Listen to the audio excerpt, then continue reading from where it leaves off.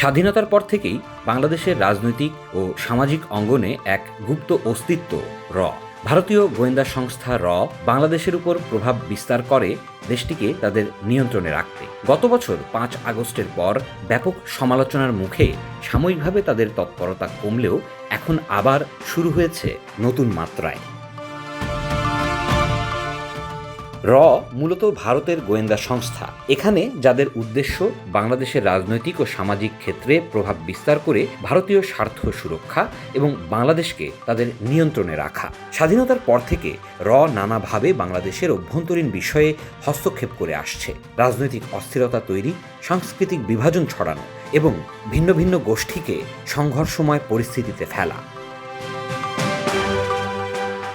গত বছর ৫ আগস্টের গণ অভ্যুত্থান র এর জন্য এক বড় ধাক্কা ছিল। বাংলাদেশের জনগণ তাদের কার্যকলাপের বিরুদ্ধে জোরালো প্রতিবাদ জানায়, যার ফলে র সাময়িকভাবে তাদের কর্মকাণ্ড সীমিত করতে বাধ্য হয়। কিন্তু সাম্প্রতিককালে আবার র এর তৎপরতা বেড়ে যাওয়ায় নিরাপত্তা বিশেষজ্ঞরা উদ্বিগ্ন।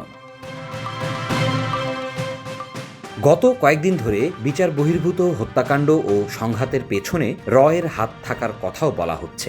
বাংলাদেশের নিরাপত্তা বিশ্লেষকরা মনে করছেন এই ঘটনাগুলো পরিকল্পিতভাবে ঘটানো হয়েছে যাতে দেশের রাজনীতি অস্থিতিশীল হয় এবং অন্তর্বর্তী সরকার চাপের মুখে পড়ে।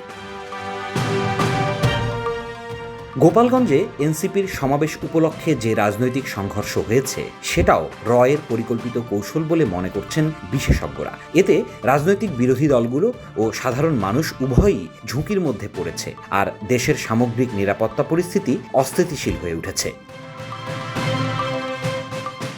ভারত সরকার ও গোয়েন্দা সংস্থাগুলো বাংলাদেশের অভ্যন্তরীণ বিষয়ে গভীরভাবে হস্তক্ষেপ করছে বলে অভিযোগ বারবার উঠছে। সাম্প্রতিক রাজনৈতিক অস্থিরতা ও সংঘর্ষের পেছনে ভারতীয় কূটনৈতিক চাপও রয়েছে। এই কৌশল দেশের স্থিতিশীলতা বিঘ্নিত করে, যা ভারতের রাজনৈতিক স্বার্থে উপযোগী।